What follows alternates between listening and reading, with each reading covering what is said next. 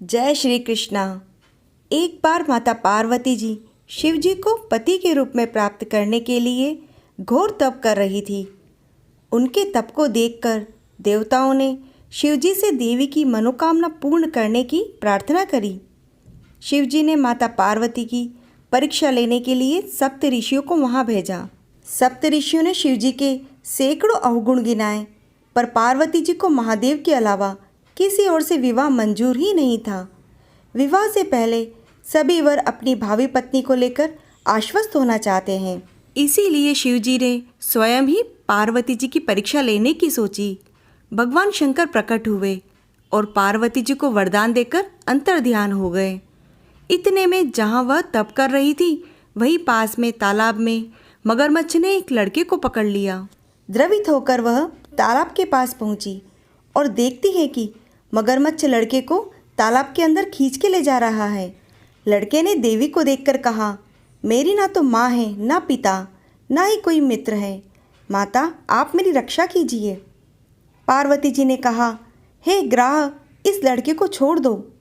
मगरमच्छ बोला, दिन के छठे पहर में जो मुझे मिलता है उसे मैं अपना आहार समझकर स्वीकार कर लेता हूँ, यही मेरा नियम है। ब्रह्मदेव ने दिन के छठे पहर इस लड़के को भेजा, मैं इसे कैसे छोड़ दूँ? पार्वती जी ने विनती करी कि तुम इसे छोड़ दो, बदले में तुम्हें जो चाहिए वह मुझसे कहो।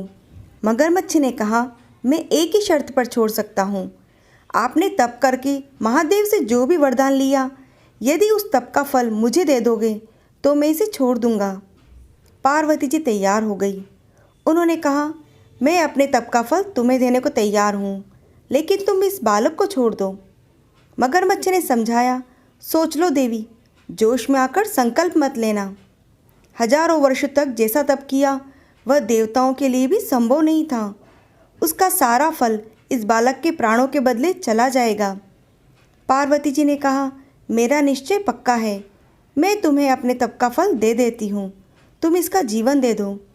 मगरमच्छ ने पार्वती जी से तपदान करने का संकल्प करवाया। तप का दान होते ही मगरमच्छ का देह चमकने लगा। मगर बोला, हे पार्वती, देखो तप के प्रभाव से मैं तेजस्वी बन गया हूँ। तुमने जीवन भर की पूंजी एक बच्चे के लिए व्यर्थ कर दी। चाहो तो अपनी भूल सुधारने का एक मौका और दे सकता हूँ। पार्वती जी ने कहा, हे ग्राह, तब तो मैं पुनः कर सकती हूँ, किंतु यदि तुम इस लड़के को निगल जाते तो क्या इसका जीवन वापस मिल सकता था? देखते ही देखते वह लड़का अदृश्य हो गया और वह मगरमच्छ भी लुप्त हो गया। पार्वती जी ने विचार किया, मैंने तप तो दान कर दिया, अब पुनः तप आरंभ करती हूँ। पार्वती जी ने फिर से तप का संकल्प कर लिया।